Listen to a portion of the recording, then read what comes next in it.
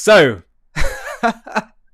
this is absolutely remarkable stuff. And we're going to go through everything that's happened. But yes, for those who are saying, really has it happened? It has happened. Khamenei, it has been reported, has been killed. He has been eliminated. And people across Israel, Iran, the West, and anyone who's got their head screwed on straight will be in utter celebration. Now, many people are completely bewildered as to how did this happen? Why has Iran not done more to retaliate? What's going on? And people are saying, well, I even saw Andrew Tate saying, this is all just a ploy. It's all just a play. Well, guess what?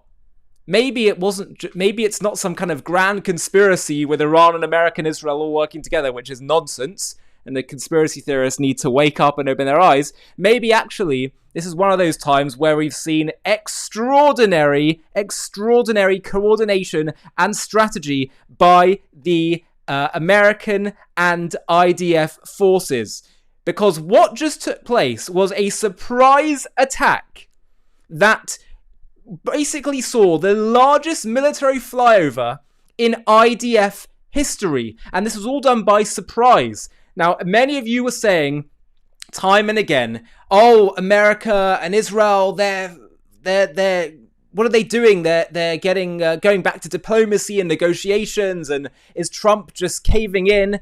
And it turned out that actually all this time, as I and others were saying, everything seemed to point towards the fact that as much as there be maybe mixed signals, they were going to go for it, because obviously now was the time. Iran has been at its weakest, and they have been planning all this time to get them. And that's why we have seen this very weak and bizarre response. By the way, you should know that Iran has been targeting Islamic Arab countries. And so, and with these missiles that have been hitting random civilian territories and areas, and Iran, I mean, this is how utterly desperate they must be to not just be going against Israel and America, but now against these Arab countries. Goodness me, this is utterly unprecedented stuff. And I want to talk to you about what it is they did. But again, we just have to pause for a moment and focus on the fact that Khamenei himself has now been killed by what seems to be Israel's bunker buster bombs. Here are Iranians celebrating. There's been reports of them celebrating, and of course this doesn't necessarily mean we're at the point of regime change just yet. But look at this. Iranians celebrating in the streets following the news of Khamenei's death.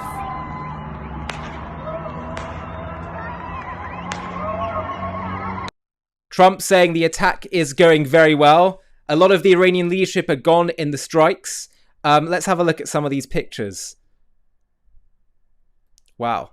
There's Trump with Rubio. There's Vance. There's Trump's chief of staff over there.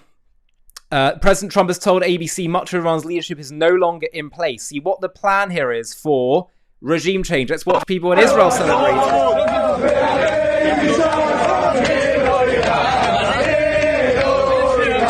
By the way, remember, when we say regime change, what we mean is allowing the people of Iran to take their destiny back into their hands.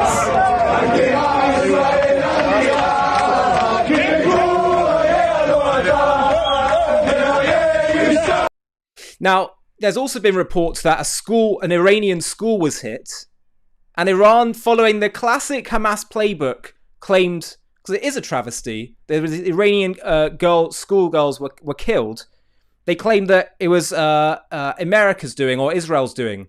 And it turned out it was actually one of their faulty missiles. It was the IRGC's own missiles that did it. The classic Hamas playbook. And this is what's happening. Their desperation is getting unbelievable. Now, let's also understand that how did this happen? Was their retaliation so far been pretty minor? People predicted there could be thousands of ballistic missiles, and it turns out that what happened is that over the last few months, America and Israel have been coordinating and planning this, saying publicly, we'll do negotiations, which may have been in good faith by Trump, who knows? But obviously you can't negotiate with these people, and obviously they're not going to agree to negotiate with you to give up anything meaningful in terms of their funding their proxies, in terms of the ballistic missiles, in terms of their nuclear program, in terms of their ideology. And so what they were doing, clearly, over the past six weeks or so, is plotting, planning, gaining intelligence, finding out. And that's what it turns out happened with getting Khamenei. The reason they got Khamenei is because people are saying, was he in his bunker? There's this remarkable footage of Khamenei's bunker being killed. But it's being reported that being hit. But it's being reported that apparently he was moved to a different location, but Israel had the intelligence on this. Likewise, Israel has had intelligence on where all their ballistic missiles are being stored. So this is a key part of it as well. 200 IDF jets completed a broad strike against the missile array and the aerial defense systems of the IRGC in western and central Iran. 500 plus targets hit, including aerial defense systems and missile launchers in several locations throughout Iran simultaneously. Also bear in mind, there's been all kinds of misdirection given by Israel to confuse the Iranians. They kept their parking lot full in certain IDF bases and HQ locations. They were planning on inviting Secretary of State Rubio to come this week. They just had the Indian Prime Minister Modi come to speak there, and they launched the attack at 8 a.m. in the morning, an unusual time to attack. Many people were saying, the US Embassy telling people to leave right now if they want to.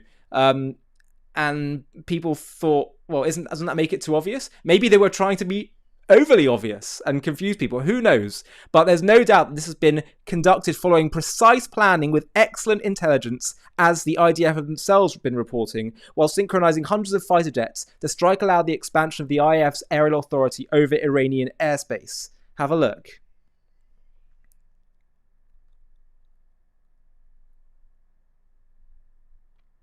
So the main site used by the surface-to-surface, the missile unit. At the site, dozens of ballistic missiles were planned to be launched toward the Israeli home front. Unbelievable. They've had so much intelligence. They've got Mossad agents, people that are working, spies, Iranian spies working with Israel and America. Look at that. The launch of surface-to-surface missiles. These are their capabilities, and Israel has managed to stop them in their tracks.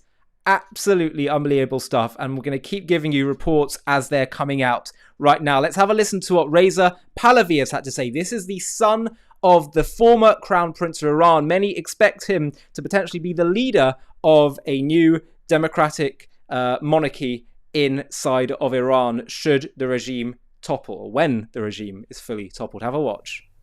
همیهنان عزیزم، لحظاتی سرنوشت ساز پیش روی ماست.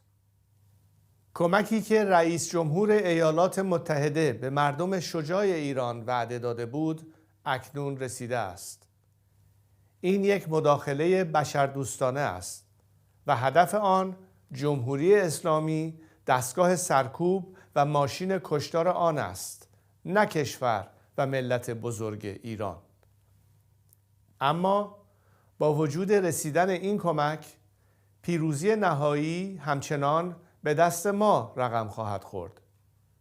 این ما ملت ایران هستیم که در این آخرین نبرد کار را تمام خواهیم کرد. زمان بازگشت به خیابانها نزدیک است. اکنون که جمهوری اسلامی در حال فروپاشی است، پیام من به نیروهای نظامی، انتظامی و امنیتی کشور روشن است. شما سوگند خورده اید حافظ ایران و ملت ایران باشید، نه حافظ جمهوری اسلامی و سرکردگانش. وظیفه شما دفاع از مردم است، نه دفاع از رژیمی که با سرکوب و جنایت میهن ما را به گروگان گرفته است. به ملت بپیوندید و به یک گذار باثبات و امن کمک کنید. در غیر این صورت با کشتی در هم شکسته خامنه‌ای و رژیمش غرق خواهید شد. و پیام من به رئیس جمهور ایالات متحده پرزیدنت ترامپ این است: ملت شریف ایران با وجود سرکوب و کشتار وحشیانه این رژیم نزدیک به 2 ماه با دلاوری ایستادگی کرد. اینک از شما می‌خواهم بیشترین احتیاط ممکن را برای حفظ جان غیر نظامیان و هممیهنانم به کار ببرید. مردم ایران متحدان طبیعی شما و جهان آزادند و یاری شما در سخت‌ترین دوره تاریخ معاصر ایران را فراموش نخواهم کرد. و به شما هممیهنان عزیزم در ایران، در این ساعتها و روزهای حساس بیش از هر زمان دیگر باید بر هدف نهایی خود متمرکز بمانیم: باز پس گرفتن ایران. من از شما می‌خواهم که در حال حاضر در خانه‌های خود بمانید و آرامش و امنیت خود را حفظ کنید. هوشیار و آماده باشید تا در زمان مناسب که به طور دقیق به اطلاع شما خواهم رساند برای اقدام نهایی به خیابان‌ها بازگردید. پیام‌های من را از طریق شبکه‌های اجتماعی و رسانه‌های ماهواره‌ای دنبال کنید. اگر در اینترنت و ماهواره اختلال ایجاد شد، از طریق امواج رادیویی با شما در تماس خواهم بود. ما به پیروزی نهایی بسیار نزدیکیم. میخواهم هرچه زودتر در کنار شما باشم تا با هم ایران را پس بگیریم و دوباره بسازیم. پاینده ایران. There you go. Amazing stuff. Now, I want to give you some more breaking news because the developments keep coming in, and Open Source Intel, if you're not familiar, is a great site that tells you what's going on with lots of inside information and intelligence.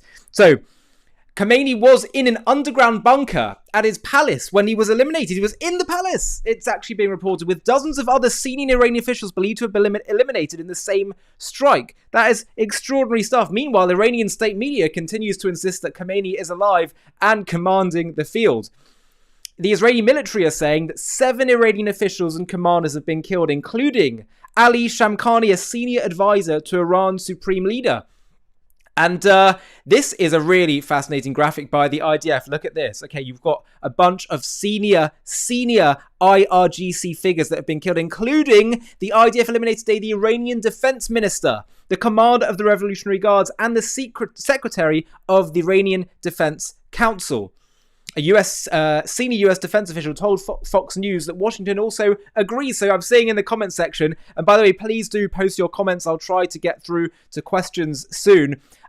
But a senior US defense official told Fox News that Washington agrees with Israel's assessment that Supreme Leader Khamenei was killed in an initial daytime strike along with 5 to 10 other senior Iranian leaders, including the IRGC chief, and that timing was accelerated due to a target of opportunity. Energy is here now today. The energy of Purim exists at this time of year every single year throughout human history. The timing of this is just remarkable stuff. And again, this is not to say that the war is over. No, it's going to still be ongoing, and we still have to see how things are going to develop. But it looks like Israel and America have been using the most impressive form of warfare, using tactics of surprise and intelligence and all the kind of things that one would expect a intelligent military operation to do. And it has just been remarkable to see. Let's have a look at some more of the stuff and also some of the reaction as well that we're seeing. This is a pretty funny clip of we've got sad Cenk Uygur, Ilhan Omar, Megyn Kelly and Tucker Carlson utterly distraught right now, of course, as the people of Iran behind them are cheering. Then we got, I don't know why I show you this stuff, because it's just such stupid commentary from people that are just completely clueless. But you know what? Let's get a bit of moral clarity, I guess, by just looking at the contrast. Mayor Zoran Kwame Mamdani, today's military strikes in Iran carried out by US and Israel mark a catastrophic escalation in an illegal war of aggression. Where is his concern about the illegal war of aggression conducted by the Iranian regime itself against its own people just a few weeks ago, killing, talk about civilians killed, more civilians killed indiscriminately, way more than anything that happened in Gaza, and that was not indiscriminate. That was done as some of the civilians that killed were killed were unfortunate but inevitable collateral damage of any war that happens in any urban warfare. This was them literally just shotgunning, machine gunning their citizens. Bombing cities, killing civilians, opening a new theatre of war. Americans do not want this. They don't want another war in pursuit of regime change. They want relief from the affordability crisis. It's just unbelievable how he's saying this. Now, Trump himself makes the case for why they had to do this. Let's have a listen to what some of the words of what Trump said. Because, this idea that it's not a threat to America is absurd. By the way, I would also say that helping, even if this is just primarily, let's say, about stopping Israel from annihilation, I think morally and spiritually, that is you lose out in the cosmic sphere if you don't want to help Israel in that battle as the greatest superpower in the world. But secondly, from a strategic standpoint, from a self-interest standpoint of America, if you can't understand that Israel is literally holding back the tide, the fort, it is the dam against Islamic imperialism, extremism, hatred of the West, and that Israel, with its incredible, exceptional people, IDF, Mossad, intelligence, security, is holding that all back, and that they are going to come for the West next, then you are stupid. America and the West and anyone that loves freedom, sanity, security, morality, decency should see Israel as its shining light in the world, protecting the world from all of this, because they have their sights first focused on Israel. Once Israel falls, which it won't, God forbid Israel should ever fall, that's not going to happen, but the whole point is, in the Islamist mindset, Israel falls, then they'll go for the West. They have this saying, first comes Saturday, then comes Sunday, meaning Saturday is the Shabbat, the day of rest for the Jews. Sunday is the day of rest for the Christian world, the Western world. And I always respond by saying, yeah, but before Saturday or Sunday comes Friday, which of course is the Islamic day of rest. Now, I'm not talking about I want annihilation of Muslims, not at all, but the evil ideology that exists within the Islamist mindset, yes, absolutely. Anyway, let's have a watch of what Trump said, because here he lays out the case for why America is doing what it's doing. Let's watch some of his speech. Time ago, the United States military began major combat operations in Iran. Our objective is to defend the American people by eliminating imminent threats from the Iranian regime, a vicious group of very hard, terrible people. Its menacing activities directly endanger the United States, our troops, our bases overseas, and our allies throughout the world. For 47 years, the Iranian regime has chanted death to America and waged an unending campaign of bloodshed and mass murder, targeting the United States, our troops, and the innocent people in many, many countries.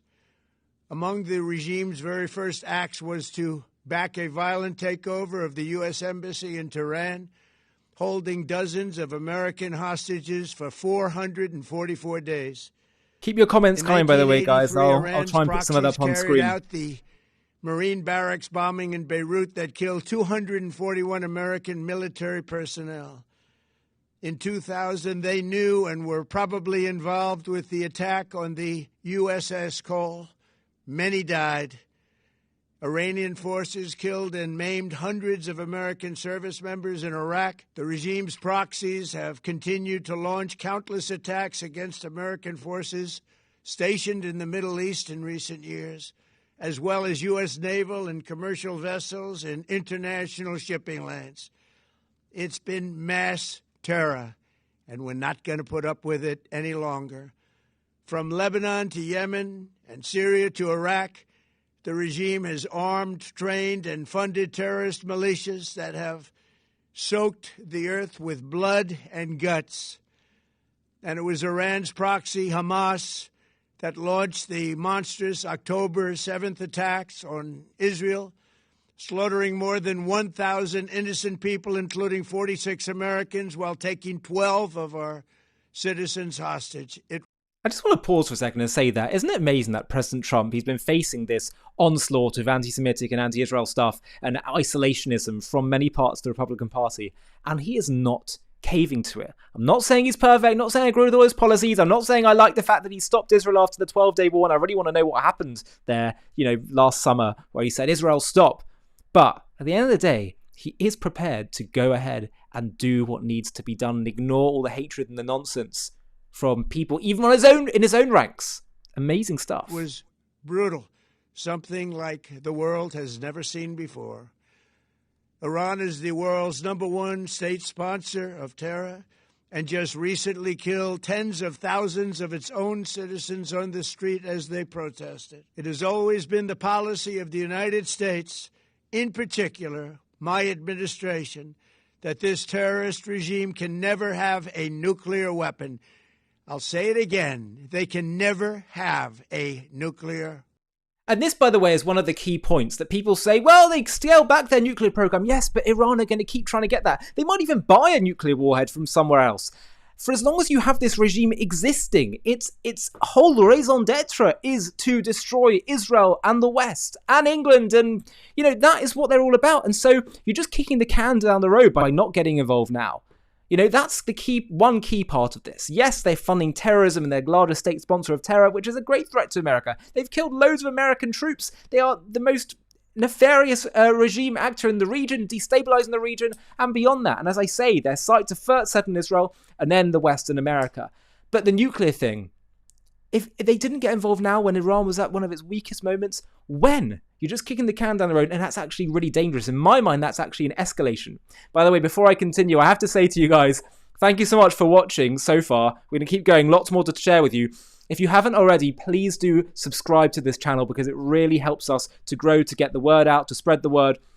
We're all about getting the truth about Israel, shining the light of Jewish ideas to the world. Please hit the subscribe button, hit the like button, comment, and also, I believe there's now something called hyping a video. So if you can hype the video, which is next to the comment section, you swipe right and you hit hype, that also really helps us. Anyway, let's keep going with President Donald Trump. Weapon. That is why in Operation Midnight Hammer last June, we obliterated the regime's nuclear program at Fordow, Natanz, and Isfahan. After that attack, we warned them never to resume their malicious pursuit of nuclear weapons, and we sought repeatedly to make a deal. We tried. They wanted to do it. They didn't want to do it. Again, they wanted to do it. They didn't want to do it. They didn't know what was happening. They just wanted to practice evil. But Iran refused, just as it has for decades and decades. They've rejected every opportunity to renounce their nuclear ambitions, and we can't take it anymore. Instead, they attempted to rebuild their nuclear program and to continue developing long-range missiles that can now threaten our very good friends and allies in Europe, our troops stationed overseas, and could soon reach the American homeland. Just imagine how emboldened this regime would be if they ever had and actually were armed with nuclear weapons as a means to deliver their message. For these reasons, the United States military is undertaking a massive and ongoing operation to prevent this very wicked, radical dictatorship from threatening America and our core national security interests. We are going to destroy their missiles and raise their missile industry to the ground. It will be totally, again, obliterated.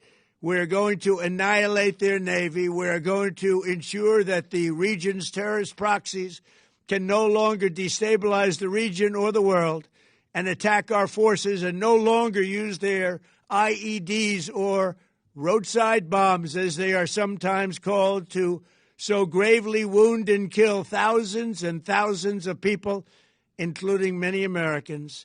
And we will ensure that Iran does not obtain a nuclear weapon. It's a very simple message. They will never have a nuclear weapon. This regime will soon learn that no one should challenge the strength and might of the United States Armed Forces. I built and rebuilt our military in my first administration, and there is no military on earth even close to its power, strength, or sophistication. My administration has taken every possible step to minimize the risk to U.S. personnel in the region. Even so, and I do not make this statement lightly, the Iranian regime seeks to kill. The lives of courageous American heroes may be lost, and we may have casualties. That often happens in war. But we're doing this not for now. We're doing. So I just had to pause for a second because I have a comment that I'm sorry, I have to push back on. First of all, your name's Putin. But that's your anonymous name. Kind of evil to negotiate peace and then wipe out the peace team. Excuse me, there's nothing evil about wiping out this regime. The peace team are working for the regime. Secondly, it may well have been in good faith, but they're not. They had clear indicators of what they needed in negotiation. Stop your nuclear program. Stop your ballistic missiles. Stop funding your proxies. Stop with the ideology of death to the West and death to Israel and death to America. They weren't doing that. And I'm sorry, but if your view is, well, they can't go to war and they can't do all of that because, you know, these were the negotiators. It's the same view of Tucker Carlson that says if one civilian gets killed, then it's unacceptable. Welcome to the messy world of war, which we hope no conflict ever has to descend into. But when it does, it becomes messy. But you have a duty, a right, a moral obligation to destroy an evil regime, even when there's mess, even when there's blood.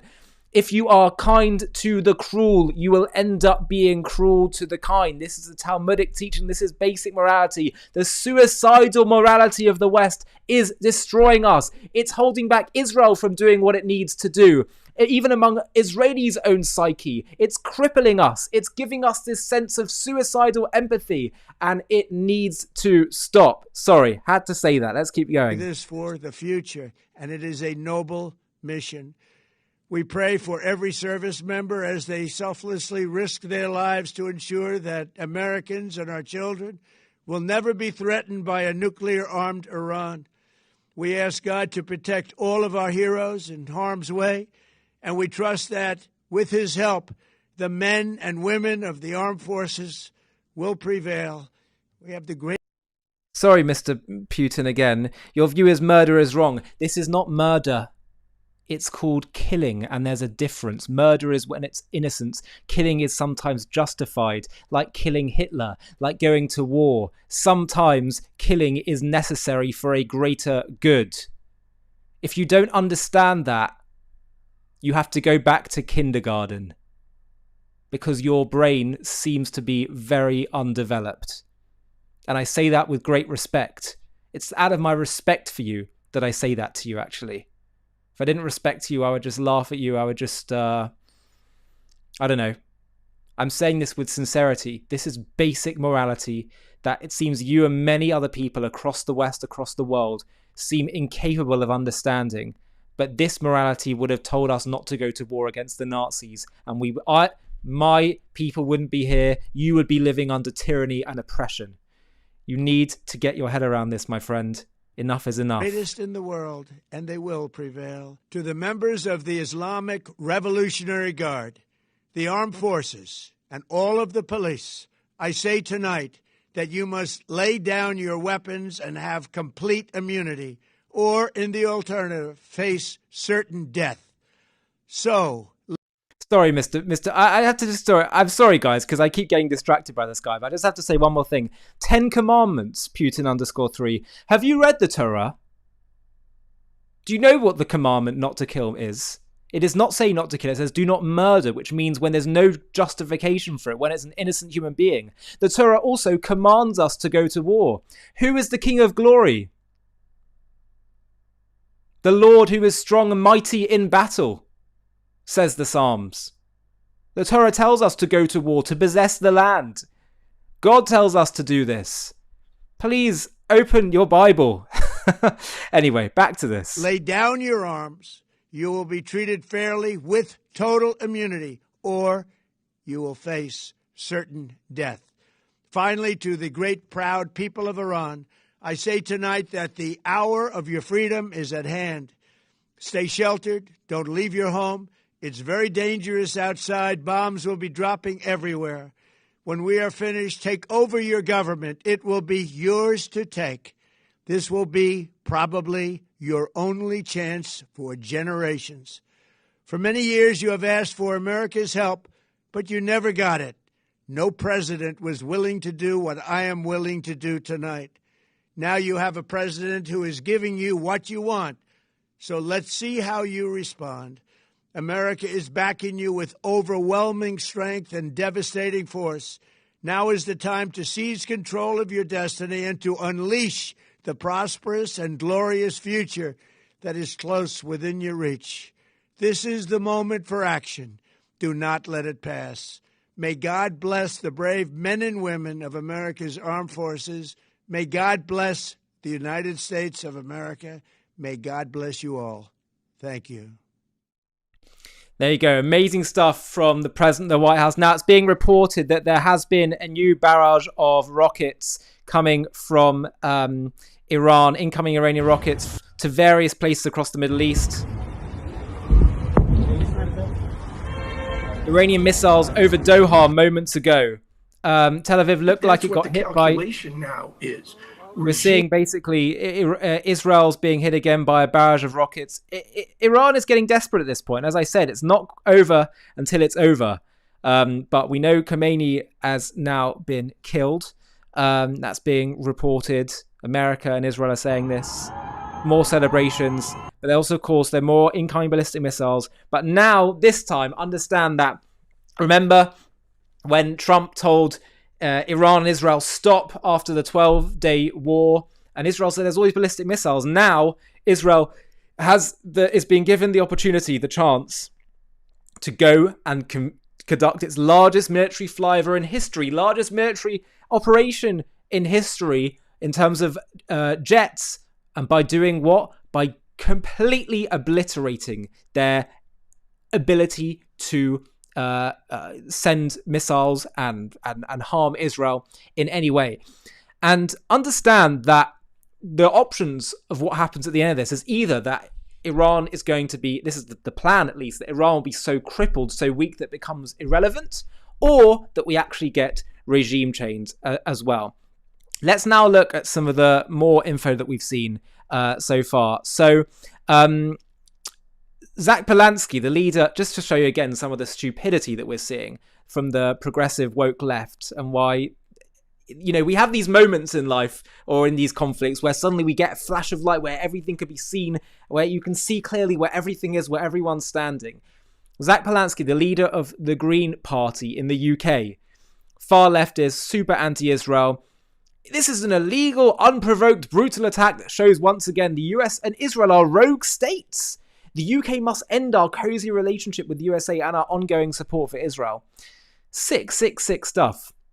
Look at this, however. The Qatar strongly condemns targeting its territory and sisterly states affirming its right to respond. So Qatar's doing this. Dinesh D'Souza says, if Qatar joins the US and Israel in attacking Iran, whose side is Tucker going to take? Although it's still quite confusing to Qatar's whole position. And don't be fooled by thinking they're somehow strong allies. Now, I want to show you in a minute more of what Netanyahu said. But let's also have a look at this, just again, to see some of the stupidity we're seeing. Tucker's concerns for Gaza civilians versus Iranian protesters. As someone whose tax dollars helped pay for killing all those civilians in Gaza, I feel like I have a right to know how many were killed, and Israel won't let outside observers in to figure it out, and I'm frustrated. There's been, we feel bad for the billion Iranians murdered in the streets of Tehran or some whatever. Who knows what the number is? You can't believe any number connected to any conflict in any country ever. There you go. This guy's evil, unfortunately. But look at this. You're telling me that when push comes to shove, after years of a strategic alliance, the American base in Doha is packing up and moving to Israel because Qatar isn't really a partner in the effort to prevent a nuclear Iran? Who saw that coming? See, that's really interesting, isn't it? That they moved their Air Force, the American Air Force, from Qatar to Israel. Not surprising for anyone who's been following actually what's going on with Iran. But again, look at this. This is where Iran is been sending its missiles towards now. So this really is, pretty unprecedented moment.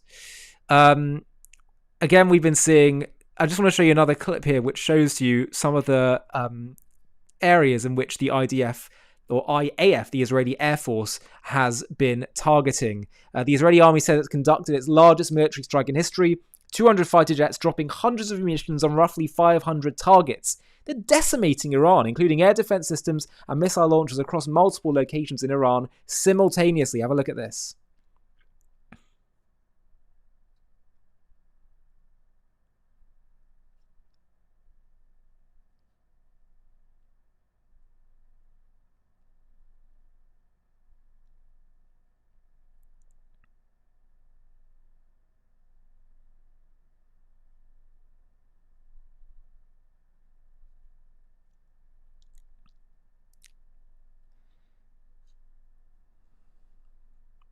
Just extraordinary stuff. Now, guys, before we continue, I want to tell you about something called JTV Plus. Just briefly, for a few minutes, JTV Plus is our premium subscription platform. It's on j-tv.plus. And here we have tons of documentaries. In fact, you know what? I might even log in for a second so I can show you the extent of this. In fact, actually, no, you can have a look at this graphic here at the bottom, and it will show you what we've got. The Great Reversal, Qatar, The Great Deception, The Invention of the Palestinians, Moshiach, the Jewish Messiah. There's a link to one of our videos, our documentaries, in the video description right now. Heaven, Hell, and the Afterlife. This is our premium JTV content that we're able to create because we now have this premium subscription platform. It's only $7.99 a month, and we have bonus interview footage. We do private Zoom calls with the group, which we do on a regular basis, where we strategize. We have conversations. I share with you private ideas. We talk about what content to come. You suggest ideas for content, and this I really hope is going to be like, it's like the JTV Netflix kind of thing that gives you a lot of deep dive information that I hope, really, to be honest, is like a way of entertaining you whilst you learning so much more about Israel, Judaism, Jewish ideas, Jewish history, and how they all interact with one another. It's really, really awesome stuff. Now, let's go back. So again, by the way, it's j-tv.plus if you want to check that out. But let's now go back to what we're seeing happening in the news. I want to share with you what Netanyahu said about the objectives, the plan, what this is all about. And he delivered his speech in Hebrew, but with the great help of AI, we've got, and it sounds just like his voice as well, it's amazing. They've translated what he said from Hebrew into English with AI. This is his message about what Israel is about to undertake right now, the context, the background, and what their objectives are. Let's watch. My brothers and sisters, citizens of Israel, a short while ago, Israel and the United States launched a joint campaign, Operation Lion's Roar. The goal of the operation, to end the threat from the Ayatollah regime in Iran. At this hour, the IDF is attacking targets of the oppressive regime, facilities of the Revolutionary Guard and the Basij, and together with the United States military, ballistic missile sites that threaten both Israel and United States forces. This operation will continue as long as necessary. For 47 years, the evil regime in Iran has called out, "Death to Israel, death to America." It has trampled the citizens of its own country, it has terrorized the peoples of the region, and spread an extensive terror network throughout the entire world. It has invested enormous resources to develop atomic bombs and tens of thousands of missiles intended, as it defined it, to wipe Israel off the map of the world. It also armed the terror proxies around us, in Gaza, Lebanon, Syria, Iraq, Yemen, Judea, and Samaria, and it has spilled our blood. But if anyone needed further proof regarding the murderous nature of the Ayatollah regime, they received it last month. Because we all saw how this regime of terror in Tehran carried out an unprecedented mass slaughter of the citizens of Iran itself. It murdered in cold blood thousands of children, adults, and the elderly. Tens of thousands were imprisoned, tortured, and humiliated. And why? Only because they sought for themselves a life of freedom and dignity. In the war of revival and operation, like a lion cub, our heroic soldiers dealt a crushing blow to the Ayatollah regime and its proxies. But the wounded beast of prey has not ceased its attempts to recover, for that same purpose, to destroy us. In recent months, the tyrants in Iran have been plotting to rebuild their nuclear and missile capabilities, then hide them underground where we will not be able to strike them. If we do not stop them now, they will be immune. And for this purpose, their representatives in negotiations are trying to buy time in futile and deceitful negotiations with our American friends. But the tyrants in Iran have made a bitter mistake because the United States is not buying their lies. And we will not sit idly by while the shadow of destruction hovers over us. And therefore, we have now launched Operation Lion's Roar, an action that is far more powerful than Operation Like a Lion Cub, which was very powerful. We are doing this in full cooperation with our friends in the United States.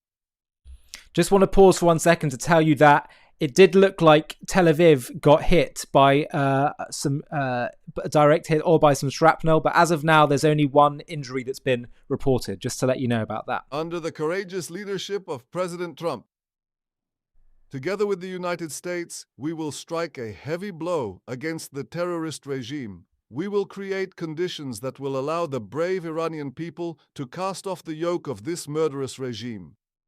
During Operation Am-Khalavi, I was asked many times whether toppling the regime was the goal of the operation, in addition to removing the nuclear and missile threat. And I replied that this was not the goal, but it could certainly be the result. And indeed, that is exactly what began to happen when millions of Iranians took to the streets. And now they are given the opportunity to take their fate into their own hands. Citizens of Israel, as in Operation Am-Khalavi, so too in the Lion's Roar, we will all be required to show patience and inner strength. Because there will be costs, and perhaps even heavy costs. But I know what wonderful strengths lie within our people, what wonderful strengths lie within you, citizens of Israel.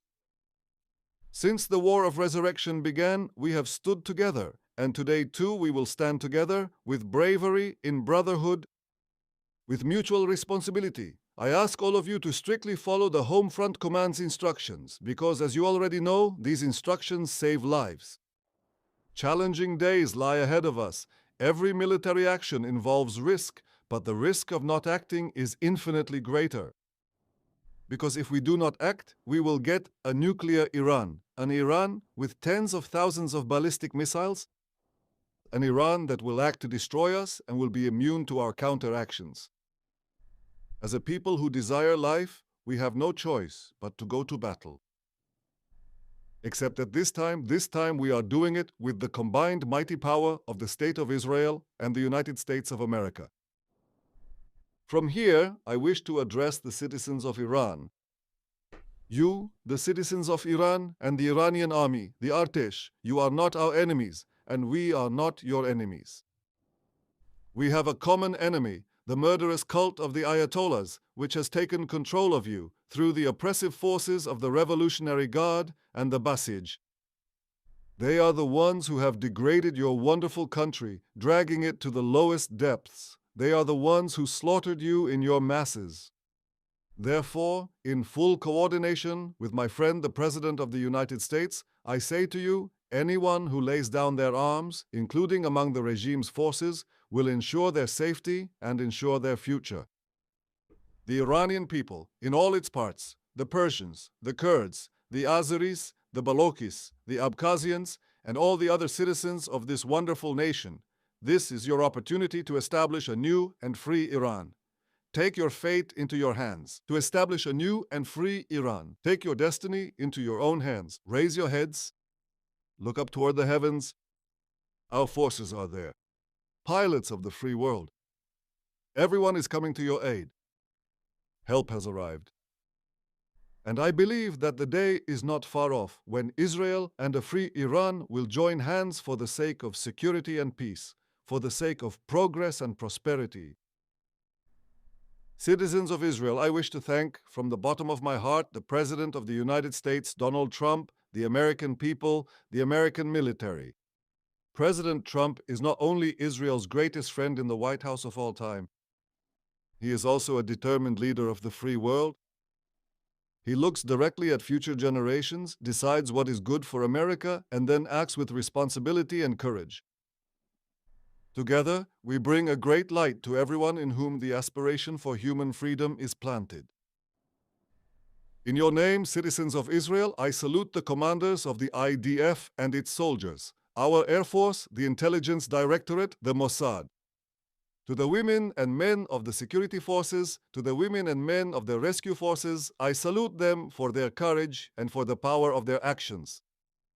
And I say to you, an entire nation stands behind you. An entire nation offers a prayer for your success. My brothers and sisters, in 2 days we will celebrate the holiday of Purim. 2,500 years ago, in ancient Persia, an oppressor rose against us with the exact same goal, to completely destroy our people. But Mordecai, the Jew, and Queen Esther, with their courage and resourcefulness, saved our people. In those days of Purim, the lot was cast, and the wicked Haman fell along with it. Today, too, on the holiday of Purim, the lot is cast, and the end of the evil regime is to fall as well. The prophet Amos says, "A lion has roared, who will not fear?" In Operation Lion's Roar, we are roaring, "Fear not, Israel, for are you not a lion cub?" We will stand as one man with one heart, and with God's help, we will ensure the eternity of Israel. Amazing stuff. And for those who are wondering, in case it wasn't clear, this was an AI video, right? So that's why, and it's AI because he was speaking in Hebrew and they're translating it to English because he was sending this primarily to his the Israeli citizens, the Israeli audience. Now, there's been a few more recent reports that we're getting right now out of what's happening at the moment. Israel's UN envoy Danny Danon has made it clear that Israel will continue to target the Iranian leadership as part of its operations. IRGC is going to get hit very hard soon with a new wave coming very soon. It's being reported. Israel has been facing a barrage of rockets. One managed to get wasn't intercepted, but it looks like the vast majority were. Now, I want to get to some of you guys' comments in a moment, but before we do, I want to share something with you that in terms of from a Jewish Torah lens, from a prophetic lens. This, I think, just takes things to a whole new level, and I'll show you what I mean. First, I want you just to understand for a moment how remarkable a situation this is. Think about where we were just over 2 years ago, the 7th of October, 2023. As Dan Senor said, in the history of geopolitics, has there been a bigger trigger of unintended consequences than the Hamas attack of 7th of October 2023? Have a watch of what he said, because this is where I'd like to share with you, my friends, that this actually gets prophetic in what we're seeing, how everything is turning on its head. What we thought was happening, the Islamic anti-Israel lefty world was up in celebration on October 7th in their sick, perverted way, because they thought this is the beginning of the end for Israel. That's why they were so excited. They thought it was the beginning of Israel's end and Islam overtaking Israel and the region. But everything's turning on its head. Have a watch. Over the past couple of years, I've often imagined a conversation that someone would have had or could have had with Yahya Sinwar on the night of October 6th, 2023, so the night before Hamas launched its war against Israel. Someone would have had this conversation with Sinwar, not me, and said, Yahya, let me paint a picture of what the world is going to look like over the next 2.5 years. Within about 2.5 years, you'll be dead, and the entire leadership of Hamas, Mohammed Def, the others who planned October 7th with you, Mohammed Sinwar, dead. Your brother's up on breathing down Israel's northern border, Hezbollah, its entire terror army, gone, more or less. Its rocket and missile arsenal, gone. Its seemingly invulnerable and impenetrable leader, Nasrallah, will be dead. The Assad regime, a client state of Iran's, which had been in power for 53 years, gone. Bashar Assad, who you had been relying on, will be somewhere in, Russia playing video games. And now the regime in Iran, the supreme leader of Iran, who knows? But his situation is definitely not good. Let's just say that based on what we know. And all this will have been accomplished as a result of Israel's response to October 7th, tight coordination and integration in terms of military and intelligence capabilities between Israel, the Americans, the Saudis, and others we will soon learn about. Big question is, would have Sinwar gone ahead with October 7th? Well, indeed. And I think we know the answer to that question. I want to show you just another clip. First of all, these Israelis celebrating the elimination in Jerusalem. At Har Hamor Yeshiva. But understand that when evil falls, everyone celebrates, not just the victor side. Have a look at this. These are Iranians dancing in the streets tonight as the news has announced Khamenei is dead.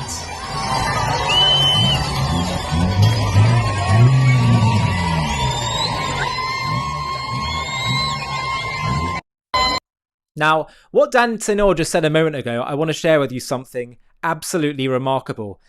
Bear with me, just follow me in this, because this is prophecy something that I actually would like to share that I spotted and realized was the case, and it is remarkable. So essentially, let's go to Deuteronomy chapter 30. Now, why am I going here? I learned from Rabbi Benjamin Blech that there's this idea that every single verse in the Torah correlates to a year in the creation of the world. Bear with me, guys. This is fascinating stuff. Trust me. So verse 1 in the Torah is year 1 of creation. Verse 2 represents year 2 of creation. Now, we believe that right now we are in the Hebrew year 5786 since the creation of man. Now, have a look at this. The year of Israel's re-establishment was in the Gregorian calendar 1948. This is all related to what's happening now. Just bear with me. 1948, the Hebrew year was 5708.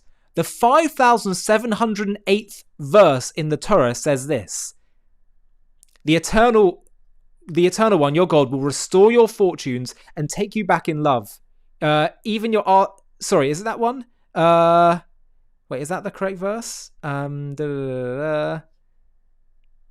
Yes, you will be brought together again from all the peoples where the eternal God has scattered you. It's saying that this is the ingathering of the exiles, chapter 30, verse 3. That it's talking about the fact that you will be have this ingathering.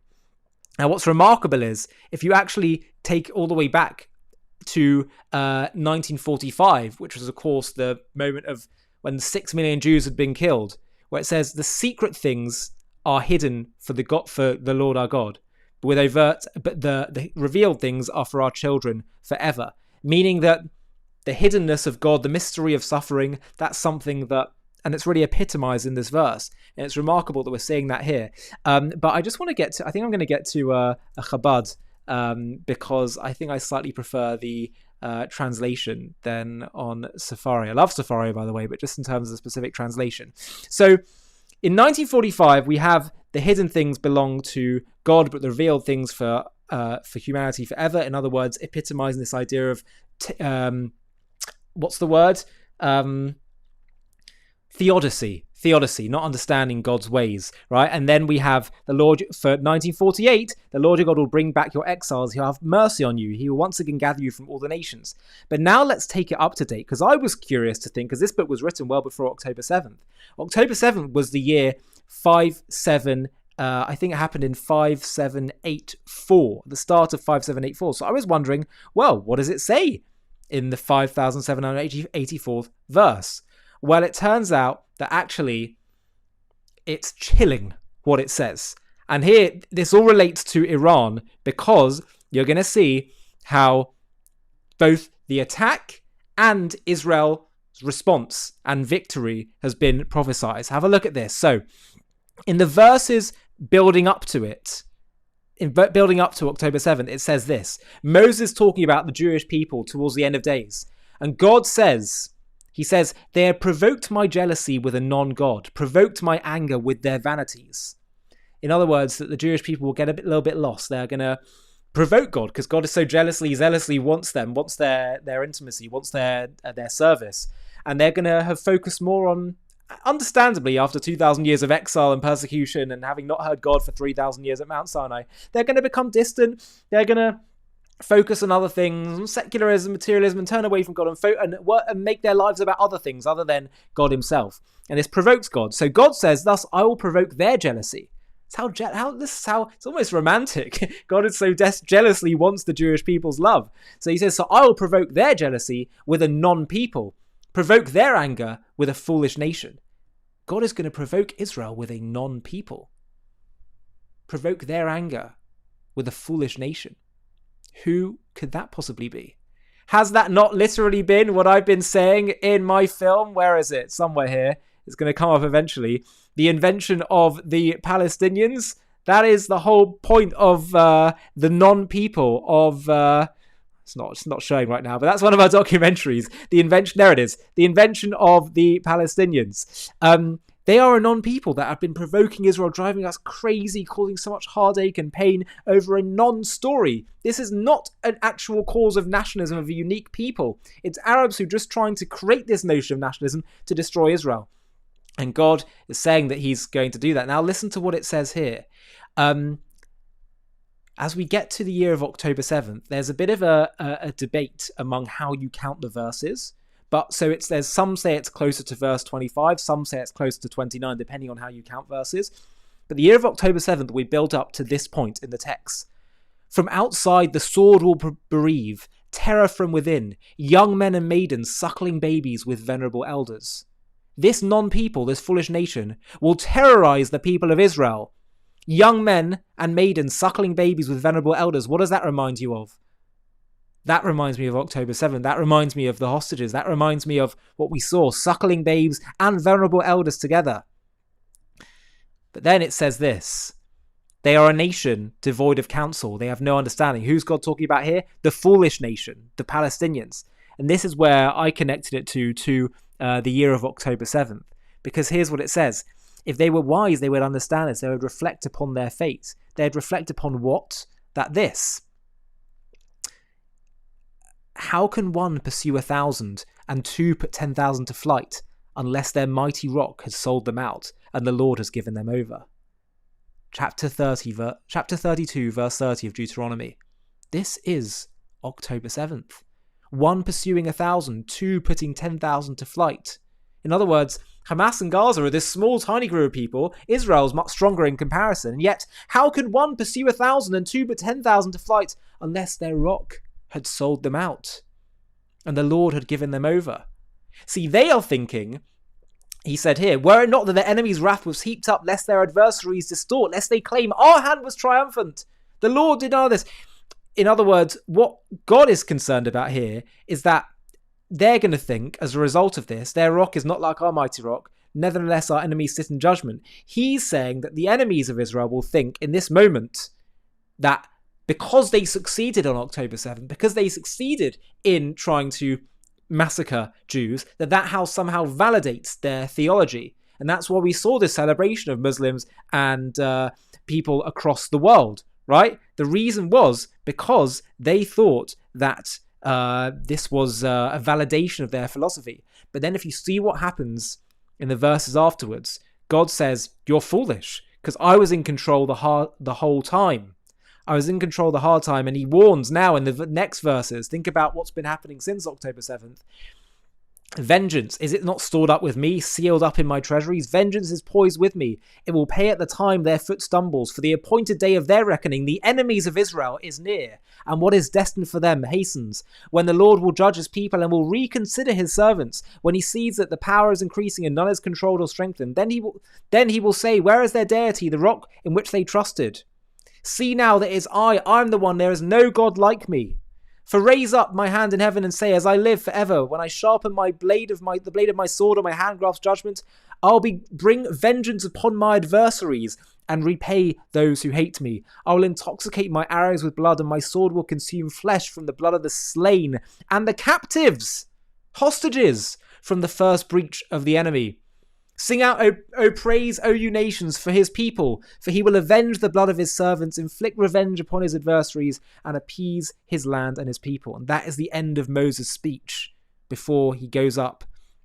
And then that was like one of the very last things that happens before he goes up to die on the mountain. This is where it's all heading. We're seeing it happening in real time. To me, I don't know about you, but I feel like this is showing us real prophecy happening in real time. And I see connections here that are too hard to ignore. And the correlation between what's happening, between what it says, the verses, and the years of creation, I find far too hard to just ignore. It's quite a cryptic passage, that part. It's Parshat Hazinu, but it clearly is something that is prophetic, that is real and alive. It is our living Torah. Now, before we finish, I want to get to some of you guys' comments. So please do put your comments right now and I will have a look. By the way, again, I do have to remind you, as I've been told to keep saying, if you are able to subscribe to the channel, it really helps us. If you can hype our videos, hyping the video really helps. You can do in the comment section. You like our videos, comment. All of that really helps. That actually is, in some ways, a way in which you partner with us to grow this channel and make this the channel, the network that you are building where we can be your voice. Because the more you do that, the more you comment, the more you do all of that, then you are helping us grow and get the word out and push all of this. Wifey's Man 228 says, today Esau and Yaakov have been officially reconciled on the battlefield. Yeah, well, it's hard to disagree with that. Esau and Yaakov really seem to be uniting under Trump and Netanyahu.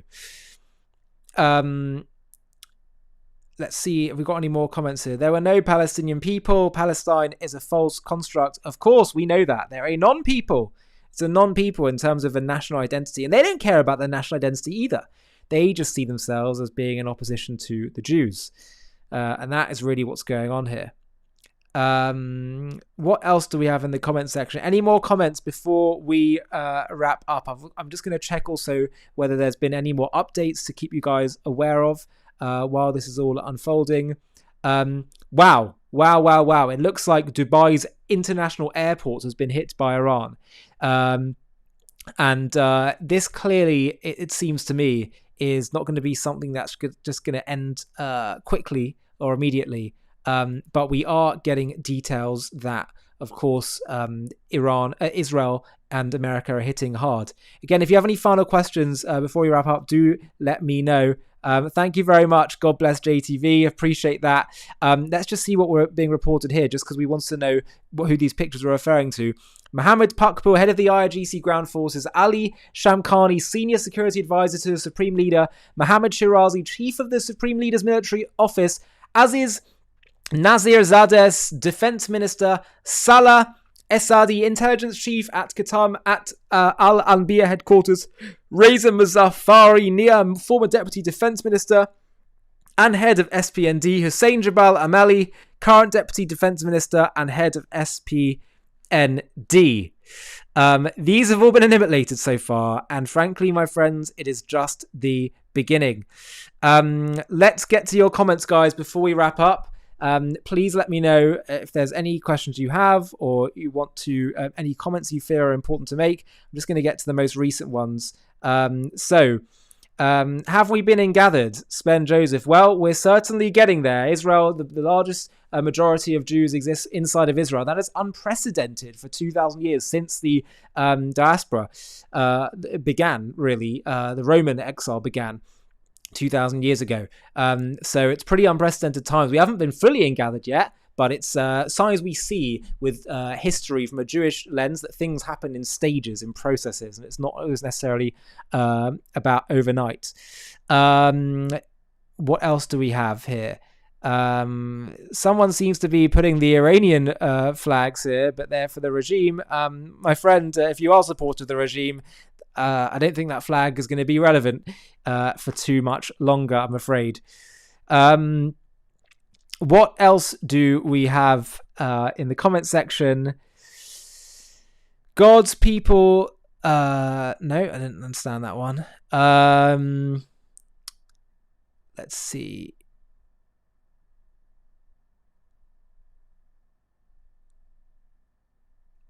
Okay, mainly seems to be some great comments. And no particular questions, I think, here. Not only is Israel the nation of God, Israel proves God. Yeah, well, absolutely agree with that. That is the whole point of Israel.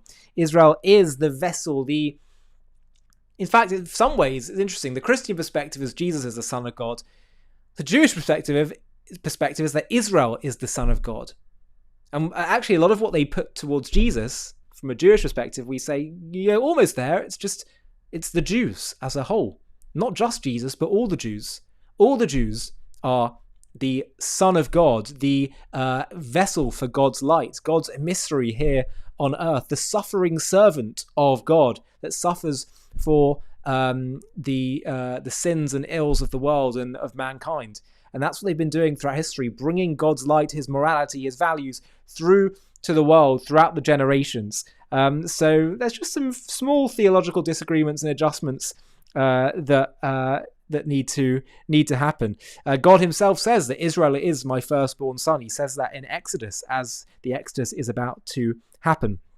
Anyway, guys, really appreciate all of your comments. I really appreciate you guys being here. So much more is clearly going to be happening. But I want to finish by saying that if you haven't already, you need to check out JTV Plus, j-tv.plus.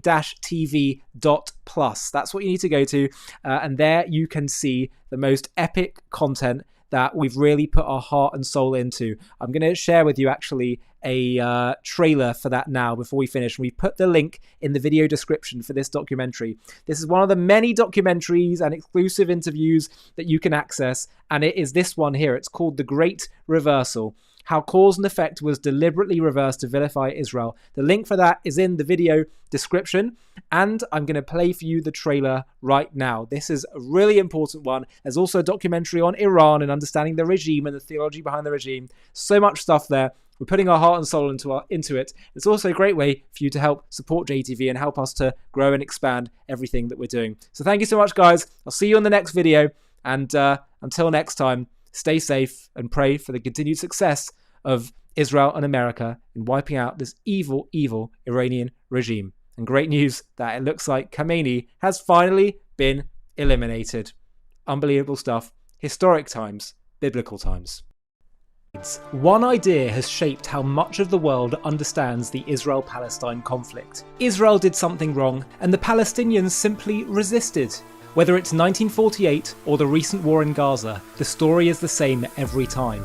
Israel provokes, Palestinians resist. Israel oppresses, Palestinians fight back. This narrative dominates campuses, the media, and much of global politics. It feels familiar, it feels intuitive, and for many people, it feels true. But what if the sequence is backwards?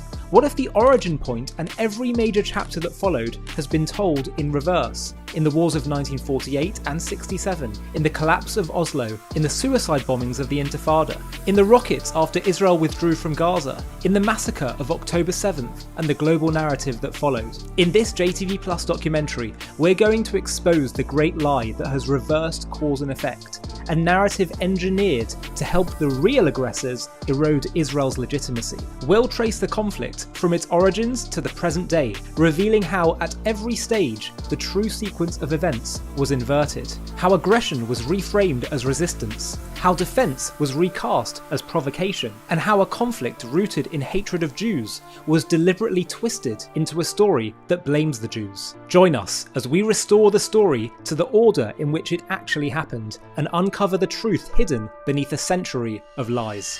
To watch this JTV Plus documentary and access much more premium content, click on the link in the video description.